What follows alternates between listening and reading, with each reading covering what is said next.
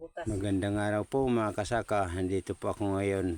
Magkukuha po ako ng magugulay namin na kangkong. Wala po kami mamaya mamaulam mamayang gabi. Kaya nagkukuha po ako dito. Nagpipitas po ako ng kangkong. Lulutuin ko po ito mamaya mga kasaka ng kalutong adobo. Adobo kangkong nga lang, hindi baboy or hindi manok. Napakainit po mga kasaka ng araw.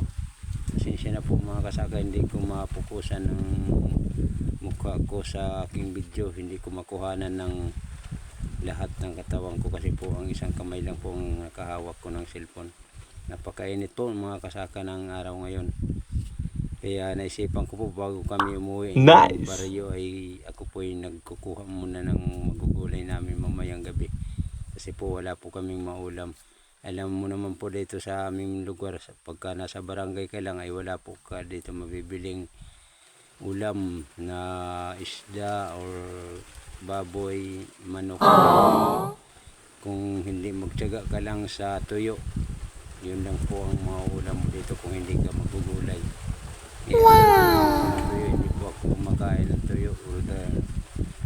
Gusto ko lang po yung gulay, yung mga ginisang gulay, yung favorite ko. Napakainit po mga kasaka ng araw ngayon, pero okay lang po dahil medyo may hangin naman po. Kasi po malawak po itong palayan dito. Hanggang dito na lang po mga kasaka, video ko pong ito. Maraming salamat po. Bye bye. Oh no! Follow at share.